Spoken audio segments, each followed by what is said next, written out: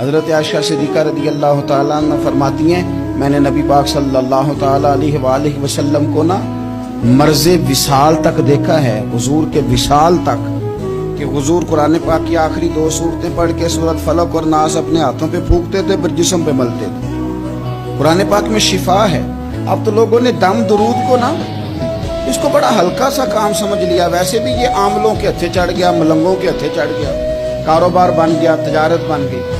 ورنہ قرآن پاک کی آیات پڑھی جائیں تو حضور نے فرمایا سورہ فاتحہ میں شفا ہے، اس میں کرم ہے۔ یہ چیزیں جو بڑی ہمارے لیے سود مند تھی، فائدہ مند تھی، ہم چھوڑ گئے۔ ایک بڑی خوبصورت حدیث ہے، سنیے گا۔ حضرت ابو سعید خدری رضی اللہ تعالیٰ عنہ حدیث کے راوی ہیں، بخاری میں موجود ہے۔ ارشاد فرماتے ہیں کہ ہم ایک سفر پہ تھے، واپس آ رہے تھے، ایک جگہ رات کو قیام کیا، سونا تھا، بستی تھی۔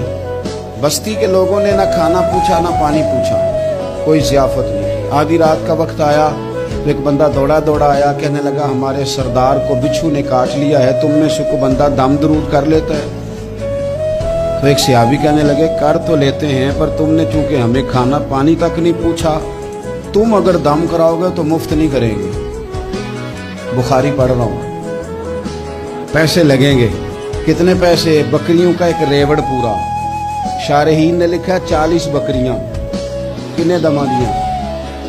اور بھائی اس سے کوئی بندہ جواز نہ لے کہ پیسے لینے جائز ہیں، اس سے جواز نہ حاصل کرے۔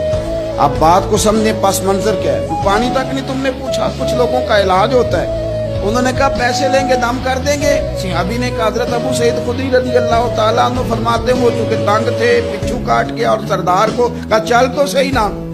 وہ صحابی گئے، سورہ فاتحہ پڑھ کے دم کیا، اور حدیث بخاری سے میں آپ کو دکھاؤں گا۔ لوگ کہتے ہیں دم کدھر سے آ گیا؟ بخاری پڑھ رہا ہوں، صحیح بخاری۔ شفا تو اللہ نے دینی ہے نا، رب کریم نے شفا دے دی۔ بکریاں لے لیں، آ گئے جہاں آرام کر رہے تھے اس جگہ۔ صحابہ میں اختلاف ہو گیا، کچھ کہنے لگے بکریاں لینی چاہیے تھی، کچھ کہنے لگے نہیں لینی چاہیے تھی۔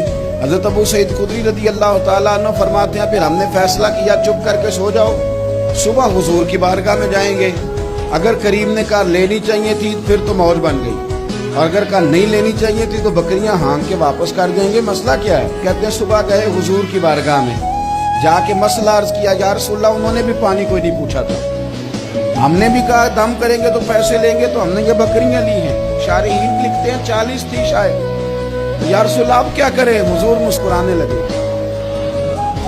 مسکرانے لگے۔ جس کے گچھے سے لچھے جڑے نور کے، ان ستاروں کی نزہت پہ لاکھوں سلام، اور جس کی تسکین سے روتے ہوئے ہنس پڑے، اس تبسم کی عادت پہ لاکھوں سلام، اور ان کی باتوں کی لذت پہ بے حد درود، ان کے خطبے کی ہیبت پہ لاکھوں سلام۔ حضور مسکرانے لگے اور مسکرا کے پوچھا اچھا پڑھا کیا تھا؟